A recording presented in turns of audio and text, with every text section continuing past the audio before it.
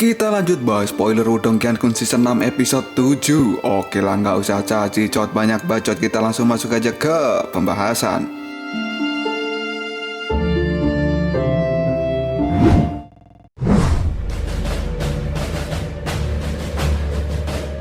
Semua orang kali ini menjadi heboh setelah pemuda misterius yang datang menghentikan pembunuhan Lindong terhadap Haisa menyebut dirinya berasal dari dinasti Lingyun. Karena dinasti tersebut, pimpinannya hampir mencapai tingkat nirwana. Selain itu, kekuatan dari dinasti Lingyun hampir setara dengan beberapa dinasti tingkat tinggi. Dan ini adalah sebuah kenyataan. Pemuda misterius yang datang kali ini bernama Lingzi. Tingkat kultivasinya masih setengah nirwana, namun kekuatannya lebih tinggi daripada Haisa dan Jinmu. Haisa yang melihat Lingzi pun merasa senang. Dia kemudian berkata, "Senior Lingzi, akhirnya kau datang untuk menyelamatkanku." Haisa pada saat ini mengira jika kedatangan Lingzi ini adalah untuk membantunya bertarung melawan Lindong. Namun Lingzi malah mengangkat tangan sebagai kode bahwa dirinya bukan untuk melakukan pertarungan. Hal itu pun membuat Haisa bingung kenapa respon Lingzi seperti itu. Sambil melihat ke arah Lindong, Lingzi pun berkata, "Kawan, kuakui memang Haisa bersalah dalam peristiwa malam ini. Namun bagaimanapun juga, Jinmu adalah dalang dari akar semua permasalahan ini. Sekarang kau sudah berhasil membunuhnya. Seharusnya permasalahan ini juga sudah selesai. Jinmu yang sudah mati membuat anak buahnya menangis karena tidak memiliki pimpinan lagi. Mereka melakukan aksi tabur bunga dan memberikan penghormatan terakhir untuk pimpinan mereka itu. Aksi itu pun dilakukan dengan sangat berisik karena suara isak tangis yang sahut-sahutan. Hal itu membuat Lingzi merasa terganggu karena dia tidak jadi konsen untuk berbicara dengan Lindong demi menyelesaikan masalah malam ini. Junior dari Lingzi pun bertindak dengan cepat. Mereka kemudian menendang anggota kelompok dari Jinmu sampai terlempar keluar angkasa sambil berteriak, "Jangan mengganggu pembicaraan kakak senior kita. Nyalah, bodoh, menangis saja di dinasti kalian sendiri sana."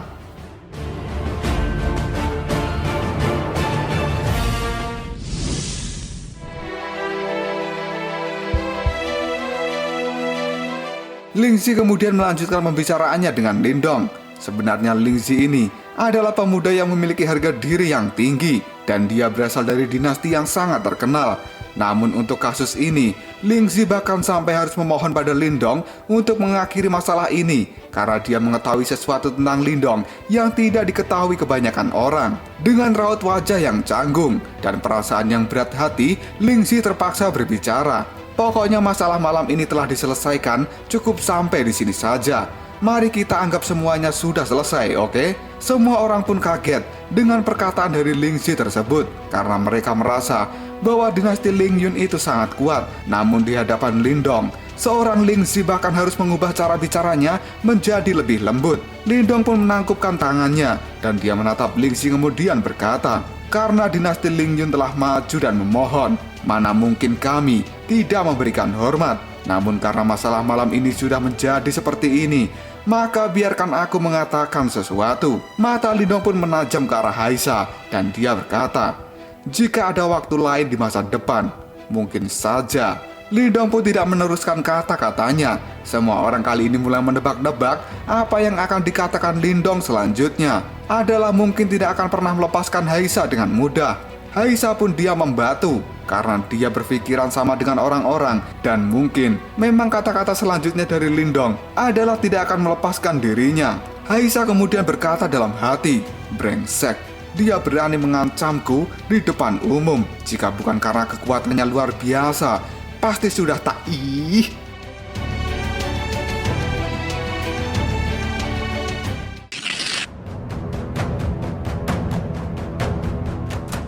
Tatapan mata dari Lingzi pun menajam. Dia kemudian berkata dalam hati, "Nampaknya orang ini tidak takut dengan dinasti Lingyun kami." Dan para junior dinasti Lingyun kali ini menjadi marah.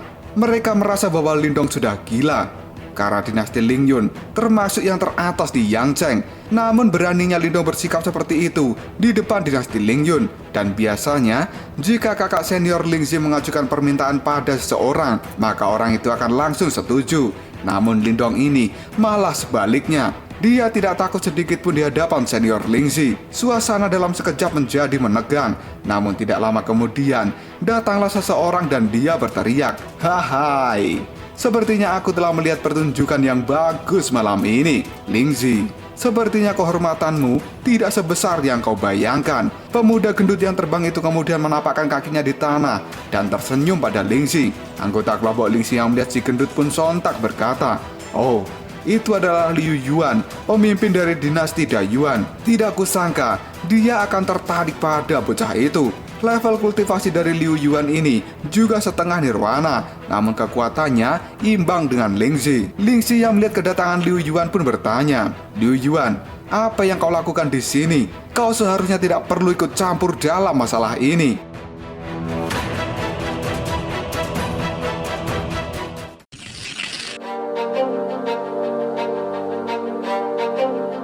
Lingzi kali ini membalik badannya. Dia akan pergi namun berpesan pada Lindong, sebaiknya menyimpan saja kata-kata yang tidak berguna yang tadi tidak jadi dia ucapkan. Setelah itu kelompok Lingzi benar-benar pergi dan kembali ke perbukitan.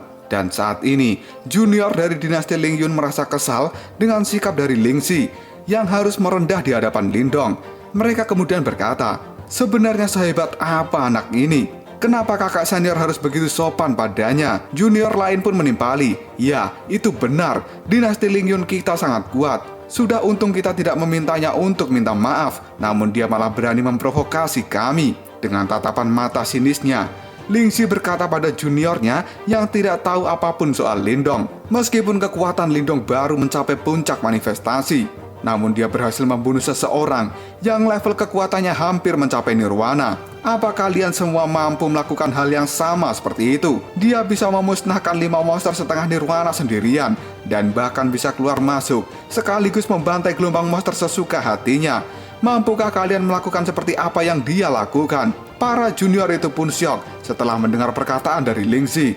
Mereka tidak menyangka bahwa Lindong sekuat itu. Para junior itu yang tadinya berkoar-koar untuk menyerang Lindong, setelah mendengar fakta tentang Lindong dari Lingzi, nyali mereka pun berubah seperti kerupuk kesiram air, melempem. Salah satu junior kembali protes, tapi seharusnya itu tidak cukup untuk menyombongkan diri di depan kakak senior.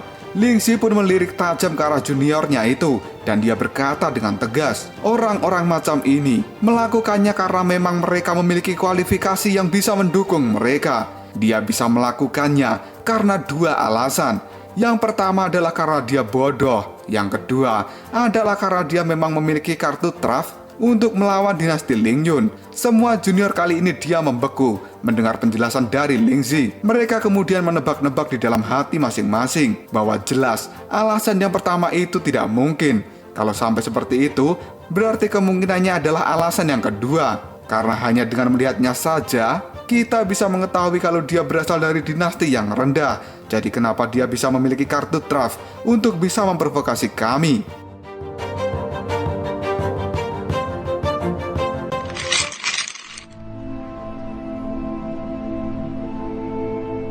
Cerita kembali ke camp dari Lindong dan kawan-kawan. Pada saat ini di tempat itu masih ada Liu Yuan. Dia pun tertawa dan mengatakan, "Hahaha, kau benar-benar membuatku tertarik padamu. Aku adalah Liu Yuan dari dinasti Dayuan." Lindong pun menjawabnya, "Aku Lindong dari Yogyakarta." Peristiwa malam ini benar-benar membuat banyak kekuatan besar tertarik pada Lindong.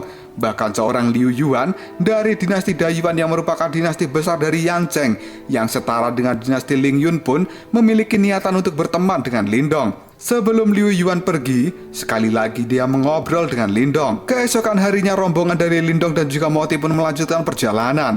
Mereka menyusuri pegunungan dan masuk lebih dalam. Di dalam perjalanan itu Moti berkata, "Lindong, berdasarkan kecepatan kita saat ini, kita mungkin akan mencapai lembah batu petir sekitar sore hari." Sepanjang perjalanan Moti senyum-senyum sendiri dan dia berkata dalam hati, "Hehe, berkat keberadaan Lindong di sini, sepanjang perjalanan ini kami selalu disegani banyak orang. Ini benar-benar keren." Namun di sisi lain, sepanjang perjalanan Lindong selalu melihat ke belakang karena dia selalu waspada. Lindong merasa masih ada banyak orang yang kuat yang sedang bersembunyi di pegunungan ini. Karena pada saat itu, setelah Lindong selesai membantai gelombang monster dan akan menyerap kristal demon di puncak gunung, Lindong mengatakan bahwa perjalanan ke lembah batu petir pasti tidak akan mudah karena akan banyak rintangan yang berat seperti gelombang monster tadi malam. Pada saat itu Lindong merasakan sesuatu yang aneh. Dia merasa ada kekuatan besar yang sedang bersembunyi. Lindong kemudian bertanya pada Xiao Diao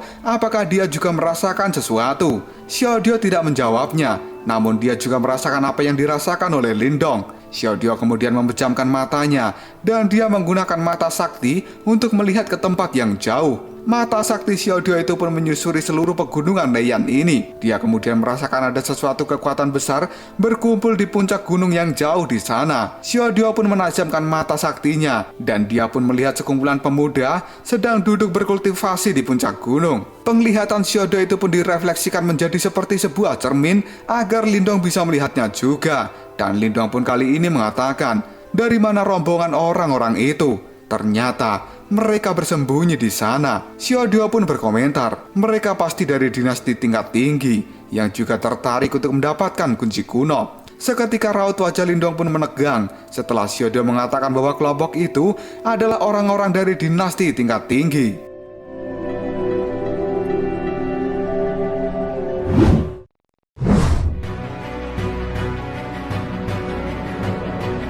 Tidak lama kemudian mata dari Lindong pun menajam dan dia mengatakan, karena ini adalah dinasti tingkat tinggi, maka pasti ada orang yang sudah mencapai level nirwana kan?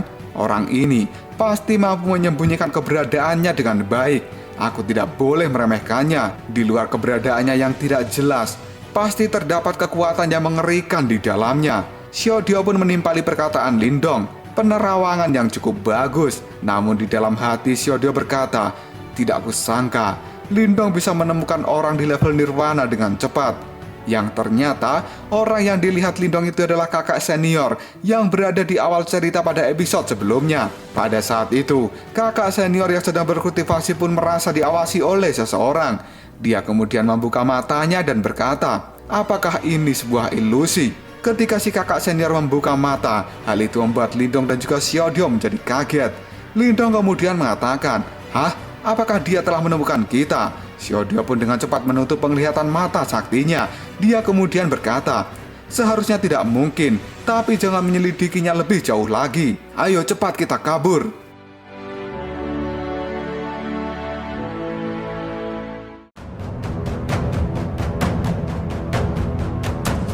Lalu apakah yang akan terjadi selanjutnya? Siapakah kakak senior misterius yang barusan dilihat Lindong dengan bantuan mata sakti Xiao Diao? Benarkah kakak senior itu levelnya berada di tahap nirwana?